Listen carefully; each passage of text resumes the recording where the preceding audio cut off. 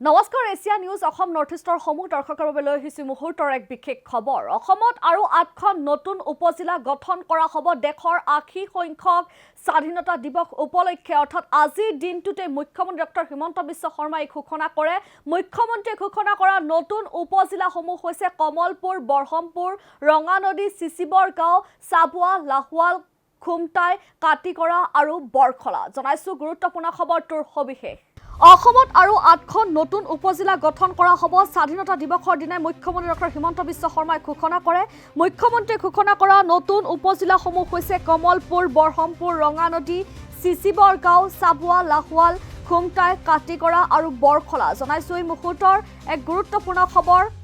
অসমত আৰু 8খন নতুন উপজিলা গঠন কৰা হ'ব আজিৰ দিনটোতে মুখ্যমন্ত্ৰী ডক্টৰ হিমন্ত বিশ্ব শৰ্মাই ঘোষণা কৰে এই নতুন প্ৰশাসনিক এলেকাসমূহ গঠনৰ মূল উদ্দেশ্য হৈছে স্থানীয় পৰ্যায়ত প্ৰশাসন অধিক শক্তিশালী কৰা আৰু সাধাৰণ লোকক চৰকাৰী সেৱা সহজে লাভ কৰাৰ সুবিধা দিয়া নতুন উপজিলা গঠনৰ ফলত বিভিন্ন চৰকাৰী কাম-কাজৰ বাবে মানুহে দূৰলৈ যাবলগীয়া হোৱা সমস্যা কিছু পৰিমাণে কমিব বুলি আশা কৰা হৈছে ইয়াৰ লগতে চৰকাৰী আঁচনি আৰু বিভিন্ন উন্নয়নমূলক কাৰ্যসূচী অধিক দ্ৰুতভাৱে ৰূপায়ণ কৰাত নতুন উপজিলাসমূহে সহায় কৰিব বুলি চৰকাৰে আশা কৰিছে স্থানীয় প্ৰশাসন অধিক সক্ৰিয় হোৱাৰ ফলত জনসাধাৰণৰ সমস্যা সোনকালে সমাধান কৰাৰ সুযোগো বৃদ্ধি পাব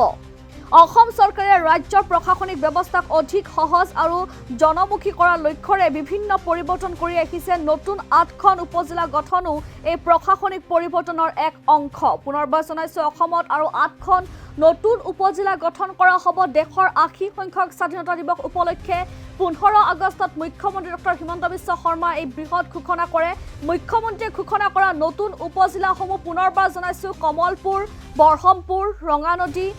চিচিবৰগাঁও চাবুৱা লাহোৱাল খুমটাই কাটিগড়া আৰু বৰখলা এই নতুন প্ৰশাসনিক এলেকাসমূহ গঠনৰ মূল উদ্দেশ্যই হৈছে স্থানীয় পৰ্যায়ত প্ৰশাসন অধিক শক্তিশালী কৰা আৰু সাধাৰণ লোকক চৰকাৰী সেৱা সহজে লাভ কৰাৰ সুবিধা দিয়া নতুন উপজিলা গঠনৰ ফলত বিভিন্ন চৰকাৰী কাম-কাজৰ বাবে মানুহে দূৰলৈ যাবলগীয়া হোৱা সমস্যা কিছু পৰিমাণে কমিব বুলি আশা কৰা হৈছে আজিৰ এই দিনটোতে মই আমাৰ ৰাজ্যত 8খন নতুন সমজিলা গঠনৰ প্ৰস্তাৱো আনুষ্ঠানিকভাৱে ঘোষণা কৰিছো আমাৰ ৰাজ্যত ইতিমধ্যে 78খন সমজিলাৰ অধিসূচনা জাৰি কৰা হৈছিল ইয়াৰ 49খন সমজিলা আনুষ্ঠানিকভাৱে উদ্বোধন কৰা হৈছে আজি স্বাধীনতা দিৱসৰ এই শুভক্ষণত মই ৰাজ্যত নতুনকৈ আৰু 8খন সমজিলা গঠনৰ সিদ্ধান্ত ঘোষণা কৰিছো এই নতুন সমজিলা কেইখন হ'ব কমলপুৰ বৰহমপুৰ ৰঙানদী চিচিবৰগাঁও চাবুৱা লাহোৱাল খুমটাই কাটিগড়া আৰু বৰখলা